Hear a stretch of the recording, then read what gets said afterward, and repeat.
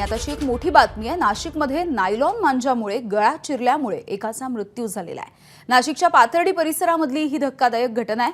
सोनू धोत्रे असं या नायलॉन मांजामुळे मृत्यू झालेल्या युवकाचं नाव आहे। हा युवक अवघा 23 वर्षांचा होता।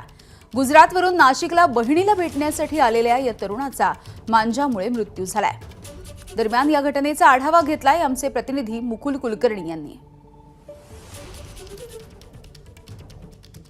नाशिकच्या पाथर्डी फाटा परिसरामध्ये ऐन संक्रांतीच्या दिवशीच एका युवकाचा नायलॉन मांजाने गळा कापून मृत्यू झालेला आहे। गुजरातहून हा नाशिकच्या दिशेने आलेला होता। घर अवघं 10 ते 15 मिनिटांवर असतानाच याचा मृत्यू झालाय। आक्रोश करणारे त्याचे सर्व कुटुंबीय आपल्याला बघायला मिळत आहेत, नातेवाईक बघायला मिळत आहेत आणि त्यांचे परिचित लोक आहेत।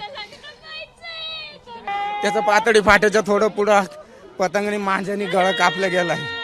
हा, तो राहायला देवाला की आमचा चारणवाडीला आहे।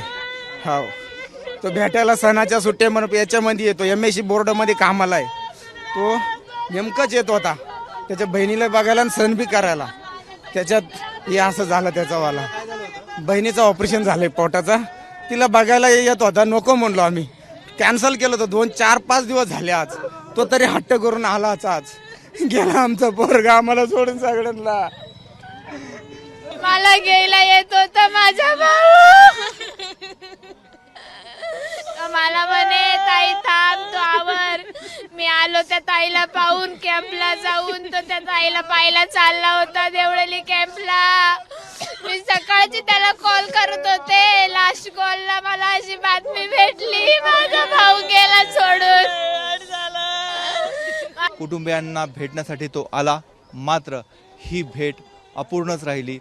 आज तो कुटुंबियांना न भेटताच त्याने जगाचा निरोप घेतला आणि त्याला कारण केवळ एकच ठरलंय, नायलॉन मांजा। नाशिक पोलिसांनी नायलॉन मांजाच्या विरोधात कारवाई सुरू केलेली होती।